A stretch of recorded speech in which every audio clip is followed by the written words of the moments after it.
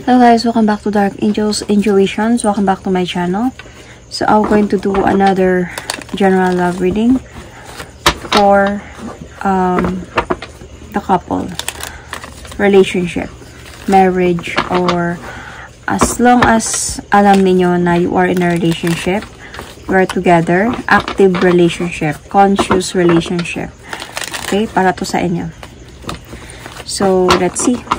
Not everyone can resonate. Takes what resonates and leave the rest. Put yourself in a situation kung saan kayo naka-resonate, guys. Okay. Let's see. For a conscious relationship, what is happening? So, hindi to pwede sa mga label, single. Para to sa mga in a relationship talaga, okay?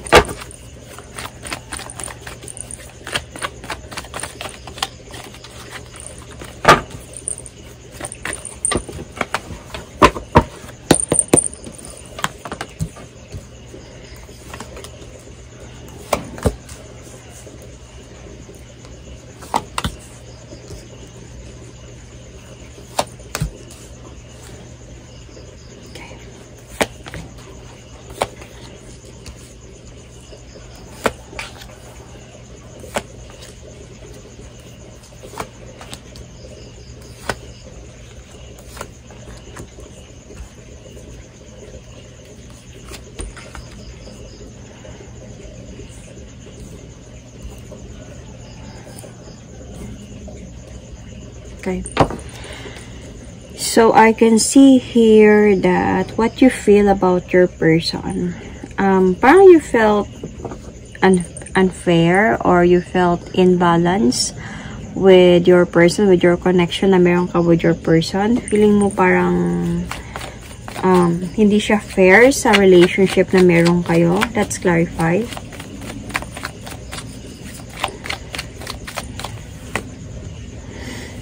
So, nasasaktan ka ngayon. Parang you feel na, I don't know kung siya, parang feeling mo na umiiwas siya, feeling mo na ayaw kanyang kausapin, and nasasaktan ka about this. Might be, you know about this person's past. Baka this person has a past situation na you are thinking na baka doon, baka may problem siya doon, or andun sa point na baka nagiging okay na sila with the past. Kasi parang nakakaramdam ka na ngayon ng pain and imbalance and feeling mo parang umiiwas na siya or nagiging cold na siya sa'yo. Sometimes di kanya kinakausap or baka sa ngayon nasa point siya na tumatahimik siya. So, ano naman yung nakikita mo sa person na to?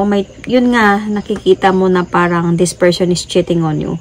You just really don't know kung either because of the past person or a new person na pumapasok sa relationship ninyo. Kasi yun yung nakikita mo sa kanya, sa mga galaw niya, sa action niya, nagiging cold siya. Feeling mo, niloloko ka niya, he's cheating on you. Let's see.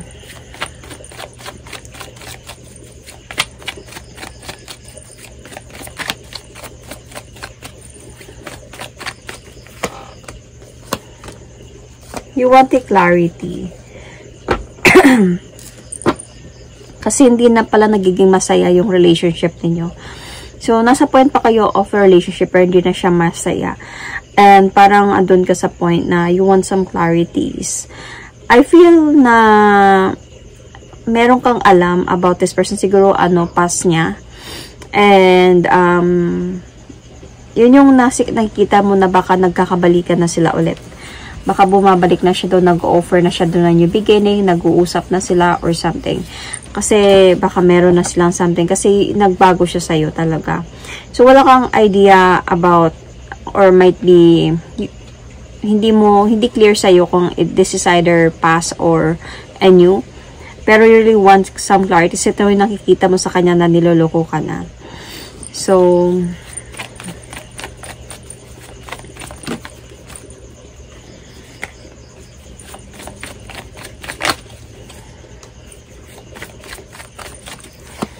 feeling ko, natutunan mo dito sa connection na meron kayo ngayon is, love is also painful. Hindi lang, yung natutunan mo ngayon na yung pagmamahal, is hindi lang siya masaya sa una, hindi lang siya laging masaya.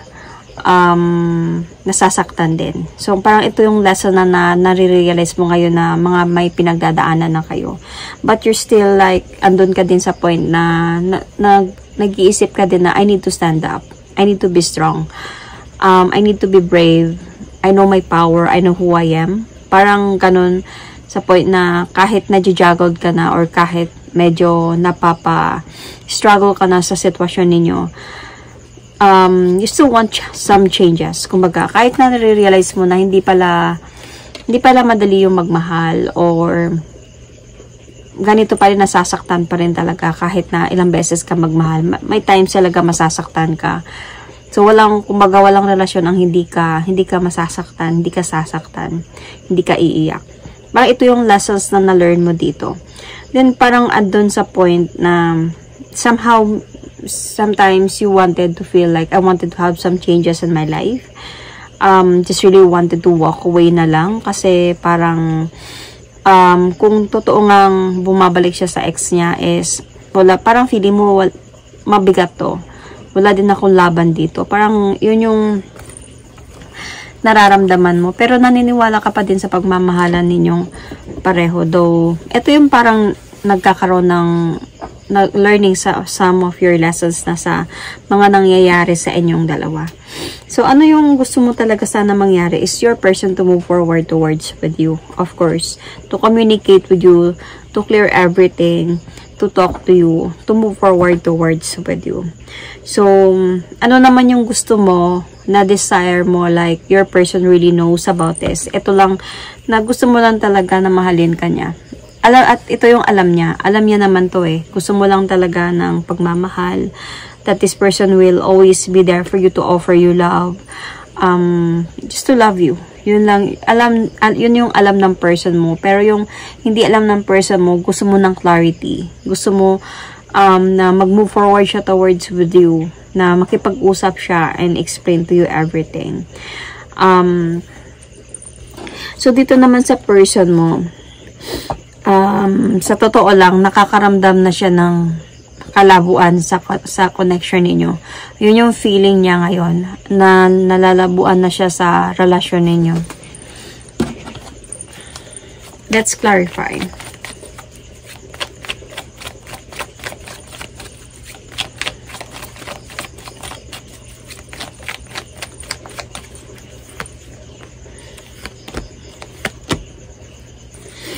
Okay, mabigat yung problema niya. Nai-stress siya sa mga nangyayari. Andun siya sa point na parang gusto niya muna talaga, kaya nararamdaman mo dito na parang tumatahimik siya, wala siyang kibo or hindi kanya nakausap minsan. Dahil yun talaga yung gusto niya mangyari. Gusto niya muna ng peace of mind. Gusto niya muna magpahinga. Gusto niya muna mag-isip. Kasi, sa totoo lang, nahihirapan na siya. Medyo, gusto niyang mag-move forward na. Sa totoo, gusto niyang bumalik na sa ex niya. Like, your intuition, kuha mo, yung feeling mo, yung intuition mo, yun talaga yung nangyayari. Kasi parang gusto niya nang bumalik sa family niya or sa ex niya, pero lumilingon pa din siya sa'yo. So, kumbaga, naiisip ka pa din niya. So, paano na kayo? You know? Kasi nasa relationship pa kayo eh. Nasa relationship pa rin. Kaya nagmahalan naman kayo, hindi naman sa hindi. Kaya nga itong reading na to is para sa in a relationship pa talaga. Like, alam niyo pareho na may relationship kayo. So, nagmahalan din talaga kayo. So, hindi din madali para sa kanya. Nadja-juggle siya dito. Kung anong gagawin niya about sa inyo, sa sitwasyon ninyo, sa sitwasyon nila. Kaya naguguluhan din siya. Ando lang sa point na kaya napapaganito siya. Kasi parang feeling ko madami siya mga naririnig about sa other side. Madami siya naririnig about sa might be family niya, family ng ex niya or something, mga kakilala niya. Kaya napapaganito siya, nahihirapan din siya mag-isip about sa connection ninyong dalawa. Pero nakikita niya sa'yo sa totoo lang na ano ka, parang malakas ka, brave ka, naharapin ito. Kasi even if feeling ko, no, meron ka ng intuition about what is really happening. I don't know if you're hearing something or dahan-dahan na nagkakaroon to ng clarity sa'yo, hindi lang galing sa kanya. Siyempre, nasi-share mo na to sa kanya, kaya medyo nagiging cold na kayo. Nakikita niya sa'yo na you are brave. Kasi you are still trying talaga na to fix your relationship, to fix the problem, na magpapakita sa mga kilala ninyo na we're still okay, we're still in a relationship, masaya pa naman kami, or parang walang nangyayari sa inyo. Yun yung nakita niya sa yung braveness mo, na you're still really trying kahit nasa point na kayo of like on and off, coldness, something. So, yun yung nakita niya sa'yo, ng person mo sa'yo. So, ano yung lesson naman na learn niya from this connection na meron kayo? So, yung na-learn niya dito is hindi pala tama yung pagsabay mo yung dalawa. Kasi feeling ko, bumabalik na siya sa ex niya, inaayos niya na, yet hindi ka pa niya binibitawan. So, naiipit siya ngayon sa sitwasyon. So, yun yung lessons na na-learn niya. Hindi tama yung ginagawa niya. At ngayon, eto siya ngayon na naiipit siya sa sitwasyon ngayon. Let's see, let's clarify.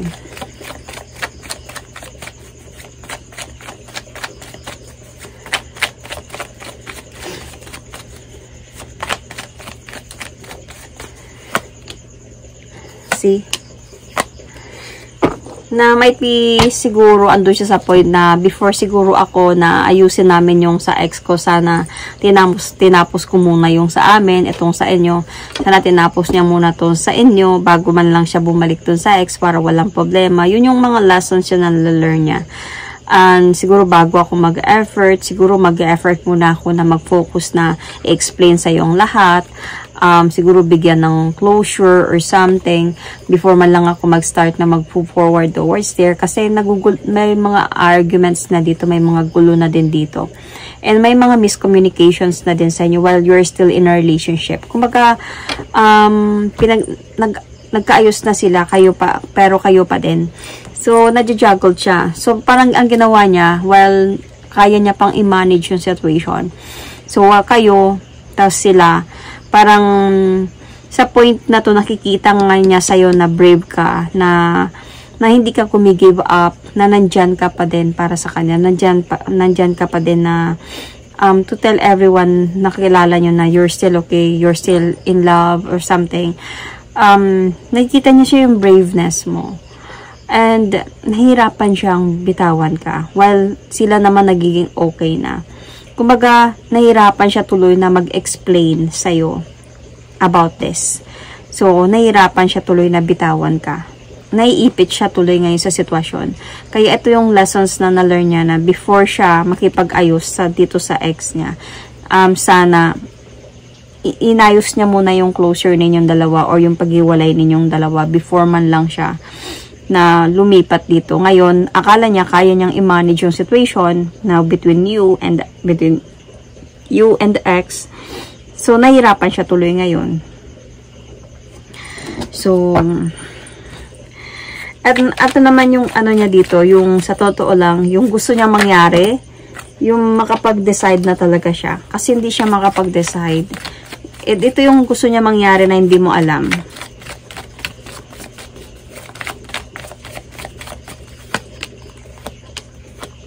See? Gusto niya talaga na makapag-decide sino ba tayong pipiliin niya, pass or you. Kasi hindi niya alam kung sino yung pipiliin niya. And kailangan niya mag-desisyon talaga. Syempre, hindi naman kayo talaga pwedeng ipagsabay dito. Because you're still really in a relationship. Like, everybody knows you're still in a relationship. And, feeling ko dito sa connection ninyo, no, hindi kayo napunta sa point of, like, nag-away muna kayo, nagkagulo muna kayo, na-irita siya. So, walang ganun na nangyayari. You're still really in a relationship nang biglang nagkaayos sila ng person niya or, I mean, ng ex niya. Parang andun sa point na makakatanong ka talaga na, bakit? anong ginawa ko? Anong nagawa ko? Parang ganun. Nagkamali ba ako? Nagkulang ba ako? Inaway ba kita? Parang pwede ka talaga magtanong sa kanya ng ganun. Yet, nung bumalik na siya sa ex niya, kailangan niya na mag-decide talaga dito. Nahihirapan siya talaga. Though, he really need to take some leap of faith. Kung sino ba talagang pipiliin niya sa inyo. Kasi feeling ko, ang nagkakaroon ng mga arguments ito sa part nila. So, hindi ko alam kung etong part na to, okay? Hindi ko alam kung itong part na to na meron kayo is meron din sila or bumalik lang siya dito. So, depend on saan kayo naka-resonate. Kasi, ito nga yung conscious desires niya. Nangako nga siya talaga sa'yo na ikaw yung pakasalan niya, sa'yo siya, kumbaga example lang ha, sa'yo na ako uuwi, ikaw na yung gusto ko makasama habang buhay, or kung tapusin ko lang lahat ng mga ano man yung mga problems, sa'yo na ako, dito na ako sa inyo, magsama na tayo.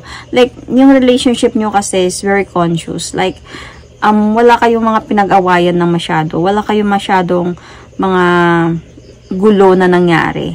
Hindi kanya mabitaw-bitawan ng ganun agad-agad kasi wala ka namang nagawang kasalanan sa kanya.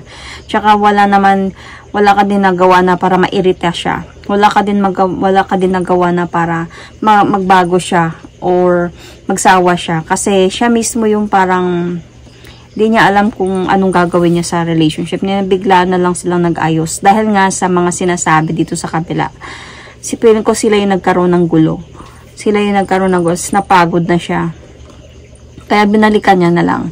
Parang naiisip niya lang na ayusin ko na lang yung marriage ko kaysa marami akong naririnig na mga ano-ano man. Might be judgments from the other side. And feeling ko I think the ex or the past is hindi din siya bumibitaw. Baka feeling ko andun siya sa point na lalaban pa din. Kung sakaling sayo na siya mapupunta, parang hindi siya papayag. So, nagkakaroon ng mga arguments, gulo dito. So, parang ayaw niya ng ganito. Gusto niya peaceful lang. And, kaya binalikan niya na lang talaga yun para wala ng gulo. And, while you're in a relationship, dito siya parang naguluhan. So, ano kasi yung nakabind sa inyong dalawa? Ano yung nag-stay connected sa inyong dalawa? Is yung connection ninyo, yung communication ninyo. I don't know if some of these are LDR, some of these naman hindi. Pero, most of the time, feeling ko LDR. Kasi yung connection this is the connection, this is the communication. Yun yung or might be hindi din LDR, pwede. Anyone can resonate. Yun yung nakaband sa inyong dalawa. Ito, what binds you is this. Okay kayo pagdating sa communication. Hindi kayo nag-aaway. I mean, yeah. Siguro tampuhan, pero hindi away. Sila dito sa side yung may gulo. Dito sa side yung medyo humahad lang. Sa part mo, kaya nga ito yung nakikita niya sa'yo na sobrang brave mo na harapin ng lahat ng to, and nandyan ka pa din para sa akin kahit ito na yung nangyayari. May pasensya ka pa din. You're still trying to fix some problem kahit ganun. So, yun yung nagbabind sa inyo, yung communication ninyo, yung connection na meron kayo is very positive pa din. So, ang challenge lang kasi dito is, let's see about this. What is this? New beginning. Paano kayo makapag-umpisa? May yun yung challenge sa inyo dito.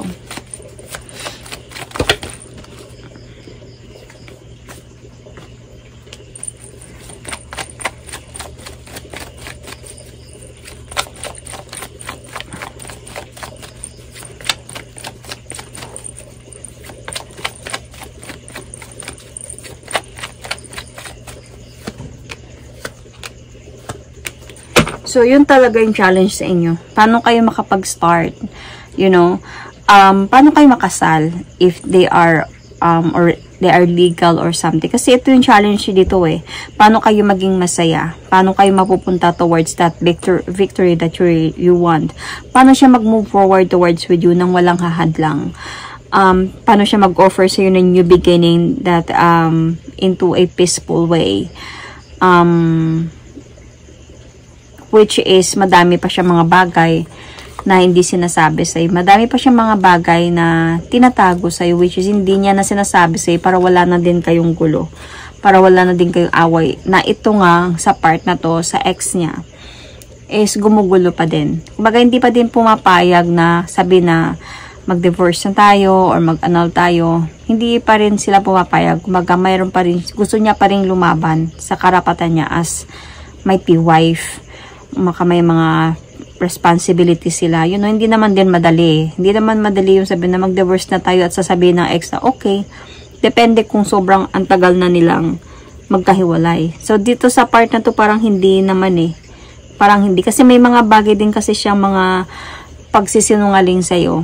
Para lang malabas na, para lang maging maayos at masaya yung relasyon ninyo. So, andun sa point na hanggang kailan ka mag-antay na mapunta kayo sa point na magkasal kayo, magkaroon kayo ng new beginning, maging happy kayo. So, hanggang kailan ka mag-antay sa sitwasyon na to. So, ito yung napapa-challenge talaga. Dito siya napapaisip talaga, you know.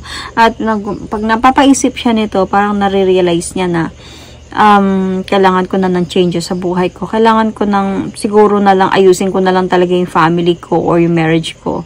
Para wala na lang talagang gulo. Kasi siguro siya yung tao na ayaw niya din siguro ng gulo. Anyway, hindi ko pala na-mention yung signs dito. I can see Leo, Capricorn, actually malakas yung Leo dito Sun, Moon, Rising, Venus. Or you or your person might be Libra, Taurus, Aquarius. So, Sun, Moon, Rising, Venus. Yeah, malakas din yung Libra. Leo, Libra ang na-feel ko na malakas dito Pero, depende dun, meron din baka mga malakas din yung mga signs na yun sa placements ninyo. Check your placements, okay? Okay. Water signs are also here. So, Aquarius, you or your person.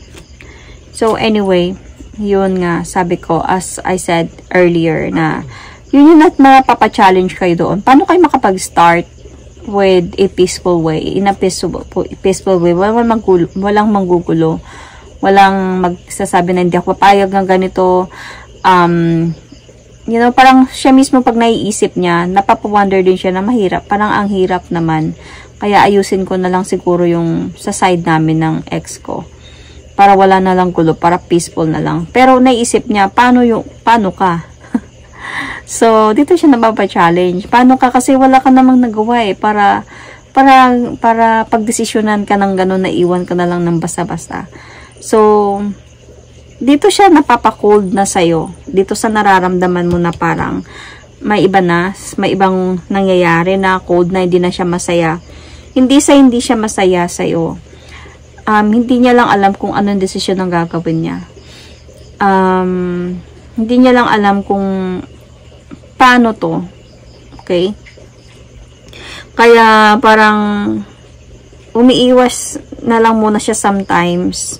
You know, siguro in a way na pinapadama niya na din sa'yo, nagiging cold na siya para ikaw na mismo yung umiiwas sa kanya. Kasi ito yung nakikita niya sa'yo yung nandiyan ka pa din, active ka pa din kahit ganito na yung treatment niya sa'yo. You're still trying to do your best na okay lang, maintindihan ko, or something. Brave ka pa din talaga na harapin yung, na kaya mo pa din talaga ipaglaban yung relasyon ninyo. So, dito siya nahihirapan talaga. Na, imbes na mag-move forward na lang siya towards his ex na pagbalikan, lumilingon pa siya sa'yo kasi sobrang hindi niya carry na saktan ka lang ng gano'n na wala kang nagawa sa kanya.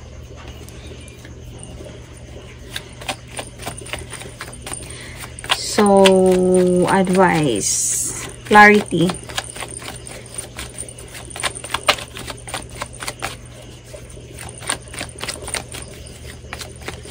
can see Capricorn sign as well. Might be on your person side. Virgo or yeah, Taurus. Anyway. So, yung clarity talaga. Kailangan talaga na bigyan ka ng clarity ng person mo. Para kung sakali man nabitawan ka niya, makapag-heal ka ng maayos, nang wala kang iniisip na, bakit niya ako iniwan, bakit hindi niya na lang ako kinausap, anong nagawa ko, bakit ganyan, may iba na ba siya, may bago na ba siya, bumalik na ba siya sa ex niya. So, kailangan talaga dito na bigyan ka ng clarity ng person na to. And, para hindi na din siya ma-juggled, you know, nag-juggled siya between you and the ex. So, kailangan niyang harapin na nakakalungkot. Pero kailangan niya pa din mag-decide. Nakakalungkot na alam niyang meron siyang iiwan. Either na ikaw yung iiwan niya. Kasi yun yung nakikita ko dito Parang bibitawan ka na niya. Hindi ka lang niya mabitaw-bitawan. Kasi wala ka naman nagawang kasalanan sa kanya. You know? Gusto ko naman niya mahalin. Like, mahalin ng kagaya ng pagmamahal na inaalay mo sa kanya. Kasi totoo naman yung mga inalay niya talaga sa yung pagmamahal. It's just that ayaw niya lang ng gulo together with the ex-wife na feeling ko nagreklamo, siguro nagbabanta, or sabihin natin na hindi po mapayag sa mga bagay-bagay dahil nilalaban pa din niya yung karapatan niya. So, kumbaga mag-divorce na tayo, makipag-anal na siya, hindi siya pumapayag kasi kumbaga lalaban pa din siya sa karapatan niya. Baka may anak sila or something. So, dito siya nahihirapan sa side na to. Sa'yo, wala naman siya problema sa'yo. Ando siya sa point na kung single lang talaga siya. Like, wala siyang worry na, you know, legal matter or legal something. Sa'yo talaga siya. Gusto niya ikaw. Kaya lang, kailangan ka na niya iwan para wala nang gulo sa kabila. Kasi there are full of judgment na din dito. So, yun yung advice ito na this person, your person needs to give you some clarities. Para ikaw naman sa side mo, makapag-move on ka ng maayos. You know, para makapag-heal ka ng maayos. And, yeah, andun din sa feeling ko, naiisip niya din baka pagsisihan niya kung bibitawan ka niya. Naiisip ko din dito, baka mahirapan siya mag-move on sa'yo pag bibitawan ka niya. Pero ito talaga yung needed niyang gawin. Wala siyang other choice but to give you clarities. Hindi siya pwedeng yung ganito lang mag-escape lang siya at hindi ka niya kakausapin. Lalong makukonsensya siya sa gagawin niya. So much better na to clear you everything. Yung mga tinatago niya. Sasabihin niya lang na wala ding mangyayari. Like everything, kailangan niya lang i-explain niya yung katotohanan. Like, pawang katotohanan lang. So, parang ito yung advice na gustong ibigay ng tarot sa connection na meron dito sa inyo. Okay? Para at least kahit papano na maintindihan mo at lumayo ka ng maayos. Magkaroon kayo ng closure ng maayos. Pero alam mo yung concern niya kasi dito, paano pag nagkamali siya sa pinipili niya, tapos hindi mo na siya tatanggapin ulit. Yun yung concern niya dito. So, kaya nahihirapan din siyang makipag-iwalay sa'yo ng ganun-ganun lang. So, kaya sinabay niya muna kayong dalawa. Pero lalo pala siyang mas nahirapan nung sinabay na kayong dalawa. So, yun. That is my reading for you. Thank you and God bless.